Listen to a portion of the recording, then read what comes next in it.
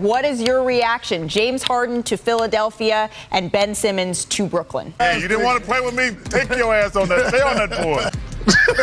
Some defense in the interior. So I'm going to go with Rudy Gobert.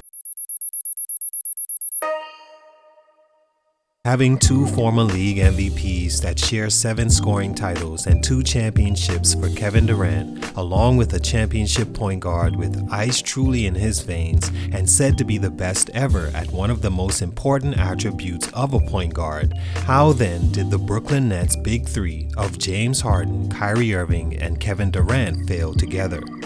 Since the 2019 All-Star Games hallway flirt-off in basketball form, you could see that Kevin Durant and Kyrie Irving had an interesting chemistry and was going to create a situation where they would end up together as they both head for free agency at season's end. In those pre-pandemic times, the world still loved Kyrie Irving as he was selected to his 3rd straight All-Star, and things were still okay on a team in Boston and city he'd eventually fall out of grace with on his way to joining Kevin Durant. We were all excited. I'm sure I was, as although I'm critical about Kyrie Irving from time to time, I do believe in his talent and on-court mental makeup to be one of the best in the game today. It was also good to see Kevin Durant take the route he did after winning 2 championships out west, but still not receive the respect of the basketball world for joining a 73-win team that just beat him in the playoffs months before in the worst way, and even lack of appreciation from his own front office. Moving on to Brooklyn gave him the chance to write his own path and elevate his stature in league history should he win in a place like Brooklyn, who has never won an NBA title as a franchise. The two together were thought to be good enough as is if only the right pieces were placed around them. Brooklyn started to experiment and found some great pieces like Jeff Green, who I think they should have kept, Blake Griffin, Joe Harris, Spencer Dinwiddie, Aldridge, and the list goes on of role players that could see Brooklyn contend for a title. Fast forward to the 2021 season, and Harden is clearly disgruntled and in the process of forcing his way out of Houston. By January, his trade to the Nets was final, and it brought mixed feelings from me, because with his style, I never saw the fit with Kevin Durant. With Kyrie, having another ball-dominant player like Harden made even less sense. But then you saw the three together and the sacrifice Kyrie and KD made to welcome Harden and understood this team could go all the way. Unfortunately, as you know, that didn't happen, and as of the making of this video, that team is no longer. James Harden has been traded to the Sixers for Ben Simmons. Kevin Durant is hurt and Kyrie is playing half the games. What happened? Who's to blame? How couldn't this work? Let's talk about it. It's your boy JC, Stunted Growth. Let's get it, man.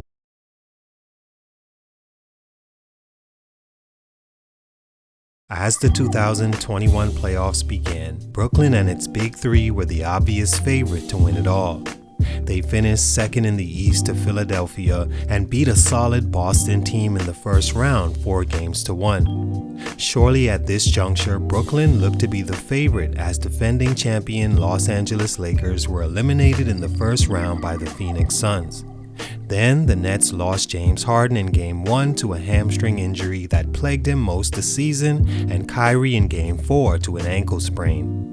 At the point Irving went down, the Nets were up 2-1 on the Milwaukee Bucks as Giannis looked to have another disappointing season and possibly fall a tier of all-time greats for never winning as the star.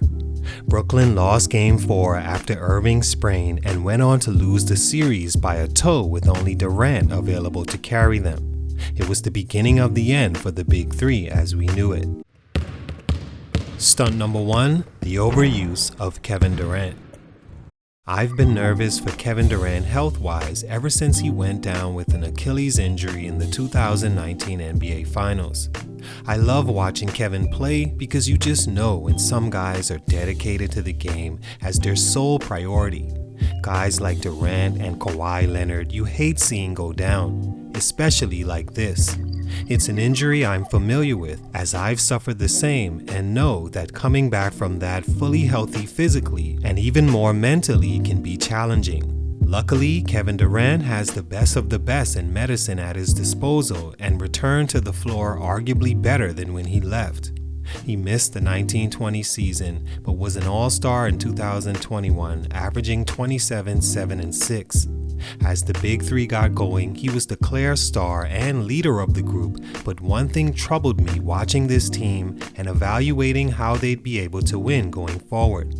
I saw that to me, they were using Kevin Durant far too much. A guy who has come back looking healthier than ever, but is still vulnerable to being pushed too hard as Golden State did years before. Easy shots weren't created for him through good coaching and players set on ball movement. Instead, it was all one-on-one for Durant in Brooklyn and driving to the basket again and again, taking hard hits and unbalanced falls. Steve Nash continued to play this way, making it hard to watch Brooklyn games not on edge about what could happen with KD being overused as he was. He'd played 35 games in Brooklyn in 2021 due to various injuries, including a sprained MCL. He returned in April to thigh contusions and hamstring issues, but surprisingly okay for the playoffs and ironically was the only of the three that lasted. Now with Harden traded and Simmons in at point, who can also help KD rebound, create, and defend, it's going to be great not having James the turnover Harden or Kyrie the aloof sage warrior leave you with all the dirty work like they did in 21 and since then. Stunt number 2, you'll never win with James Harden. James Harden is the most confusing athlete to me. All the things you tell an aspiring player not to be, James almost is, yet still he was a league MVP, perennial all-star, and first ballot Hall of Fame. Makes you wonder with a little better focus, what could James truly be at this point? Unlike KD and Kyrie, Harden has never won an NBA championship, and this Brooklyn Big 3 was his best chance. But in my opinion, it never felt right. Yes, KD and Kyrie accepted Harden into the fold, but their games didn't particularly say just that. With Harden on the ball, Kyrie would usually be basically a low-motored Patty Mills in the corner and forgotten in games unless he took matters into his own hands and hoist fast break threes or isolation. Kevin Durant, the same thing. Don't get me wrong, at their most healthy, I still think this three could have won an NBA championship together, but that's just the thing, they can't stay healthy. All three at ages and points in their career where injury is bound to happen. With Harden, when he's injured, he's basically unplayable. Already tops in the league in turnovers yearly when he's sluggish like the Milwaukee semifinal series where he returned from the hamstring injury to attempt helping Durant with the load, only with his lack of IQ and carelessness he sunk the Nets almost single-handedly. Fast forward to the 21-22 season and Harden is once again racing for the turnover crown, looking washed as reportedly Kyrie called him in practice and asked for a trade. He had 4 points in his final Nets game, as once again, when he's not happy, he's of no use. With his injury history and careless attitude, the Nets were never going to win with him and are far better off without him and with Ben Simmons. Stunt number 3, Kyrie Irving's 1 foot in, 1 foot out. And finally, why the Big 3 in Brooklyn failed was because Kyrie Irving. Look, I'm all for Kyrie Irving's fight for equality and justice, as his fights are usually rooted in him wanting to help the less fortunate. But I do have a problem with the latest drama surrounding him only because he's not making decisions for himself professionally. His decisions affect his team directly, which affects his ability to do his job. As you know, Irving refuses to take the shot, no pun intended, that could have allowed him to be there to help with the workload of James Harden, who easily loses focus with losing, and KD coming off major injury. But for one reason or the other, Kyrie is always out of the lineup and not there to do that.